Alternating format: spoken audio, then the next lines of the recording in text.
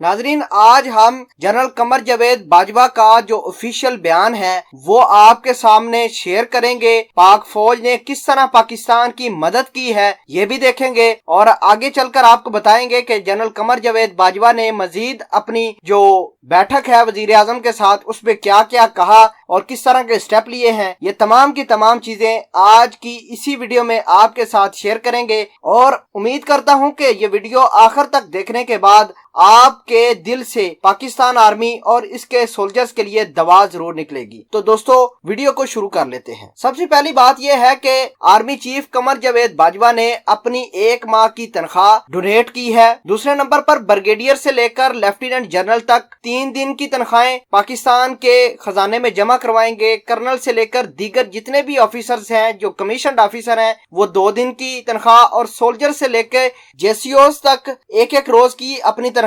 Emergency fund में देने का ऐलान कर दिया है। ये तो एक ऐलान हुआ जनरल कमर जावेद बाजवा की जानिब से। अब दूसरे ऐलान की तरफ चलते हैं। तो दोस्तों, जनरल कमर जावेद बाजवा ने ये कहा है कि मैंने अपनी जिंदगी में ऐसे हालात कभी भी नहीं देखे। बहरहाल मैंने फौज को, मेडिकल कोर है जो आर्मी की है, उसको सिविलियन के साथ काम करने के लिए आर्डर दे दिया है, जो पाकिस्तान की अवाम के लिए हम वक्त तैयार हैं। किसी को कोई मसला होता है, सिविल और फौजी अदारों के साथ राब्ते करें, आपको भरपूर मदद फराहम की जाएगी। अवाम से आर्मी चीफ ने सिर्फ एक ही अपील की है कि खुदारा अपने घरों में रहें। जिंदा कौमें मुकाबला करके आगे निकलती हैं और हमारी कौम आगे निकल कर दिखाएगी। इस परेशानी को, इस मुसीबत को टैकल करके सुरखरू हो पाएंगे। साथ ही उनका कहना था कि ये बहुत ज्यादा पाकिस्तानियों के लिए इफेक्टिव और एफिशिएंट मेजर हैं जो हमने पूरे पाकिस्तान के ऊपर लगाए हैं, पाकिस्तान की आर्मी को डिप्लॉय किया है। ये सिर्फ आपकी सेफ्टी के लिए है,